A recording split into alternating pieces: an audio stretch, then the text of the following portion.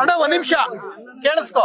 ನನಗೆ ನೀನ್ ಬಾಸು ನೋಡು, ಮುಖ ತೋರ್ಸಕ್ಕೆ ಅವ್ನಿಗೆ ಹೋಗ್ತಿ ಇಲ್ಲವ, ನನಗೆ ಅವನೇ ಬಾಸು. ಅವ್ರ ಅಪ್ಪ ಅವನಿಗೆ ಬಾಸ್ ಆಗ್ಬೇಕು. ಯಾವನೋ ಪೆದ್ದ ಬಂದ್ಬಿಟ್ಟವ್ನೆ, ಕುಡ್ದ್ಬಿಟ್ಟು ಅವ್ನಿಗೆ ಕ್ವಾರ್ಟರ್ ಹಾಕ್ಬಿಟ್ಟವ್ನೆ. ಮರ್ತ್ಬಿಡಿ.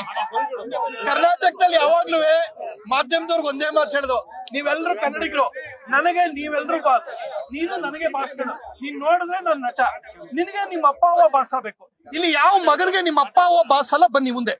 ನಿಮ್ಮ ಅಪ್ಪ ಅವ್ವ ನಿಮಗ್ ಬಾಸ್ ಅಲ್ಲ ಅನ್ನೋ ಮಗ ಮುಂದೆ ಬನ್ನಿ. ಯಾರಿದ್ದೀರಾ? ಎಲ್ಲಾರ್ದು ಅದೇ ಪ್ರೀತಿ, ಹಂಗೆ ಇರ್ಬೇಕು. ಎಲ್ಲರಿಗೂ ಅಷ್ಟೇ. ನಮಗೆ ನೀವು ಬಾಸ್ ಕಂಡ್ರೆ ಕರ್ನಾಟಕದಲ್ಲಿ ಕನ್ನಡ ಬಾಸ್, ಕನ್ನಡಿಗರು ನಮಗ್ ಬಾಸ್. ನೀವೆಲ್ಲ ಕನ್ನಡಿಗರಾಗಿರ, ನೀವೆಲ್ಲ ನಂಗ್ ಬಾಸ್. ಇಲ್ಲಿ ಯಾರು ಕನ್ನಡಿಗರೆಲ್ಲ ಬೆರ್ಕೆಗಳಿದಾರೋ ಅವ್ರು ಯಾರು ನನಗ್ ಬಾಸ್ ಅಲ್ಲ. ಯಾರಿದ್ದೀರಾ? ಯಾರಿದ್ದೀರಾ? ಬೆರ್ಕೆಗಳು ಯಾರಿದ್ದೀರಾ ಇಲ್ಲಿ? ಯಾರು ಇಲ್ಲ ತಾನೆ? ನೀವೆಲ್ಲ ಕನ್ನಡಿಗರು ತಾನೆ? ನೀವೆಲ್ಲರೂ ನನಗ್ ಬಾಸ್. ನಿಮ್ಮಿಂದ ನಿಮಗೆ ಮಾತ್ರ, ನಿಮ್ಮ ಅಪ್ಪ ಅಮ್ಮ ಮಾತ್ರ ಬಾಸ್ ಆಗ್ಬೇಕು. ಯಾರು ಅನ್ಬೇಡಿ. ಕಲಾವಿದ್ರು ಬಂದ್ರೆ ಒಂದ್ ನಿಮಿಷ ಕೇಳಿಸ್ಕೊಳ್ಳಿ.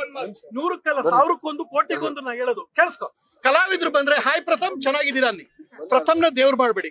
ಪ್ರಥಮ್ ಬತ್ತಿದಂಗೆ ತಲೆಗೆ ತುಂಬಿಸ್ಕೋಬೇಡಿ. ನಾವೆಲ್ಲ 0ಇಂದ ಬಂದಿರ್ತೀವಿ. ನೀವು ನೋಡಿದ್ರೆ ಕಂಡ್ರೆ ನಮ್ಗೆ ಮರ್ಯಾದೆ ಸಿಗೋದು, ನಿಮ್ಮಿಂದ ಅನ್ನ ತಿಂತೀವಿ. ಯಾವ ಮಗನ್ನು ಸ್ಟಾರು ದೇವ್ರು ಮಾಡ್ಬೇಡಿ.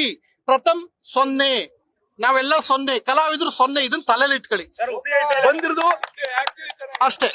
ನೀವು ಬಾಸ್ ಆಗ್ರಯ್ಯ. ನೀವು ಬಾಸ್ ಆಗೋದು ಯಾವಾಗ್ರಯ್ಯ?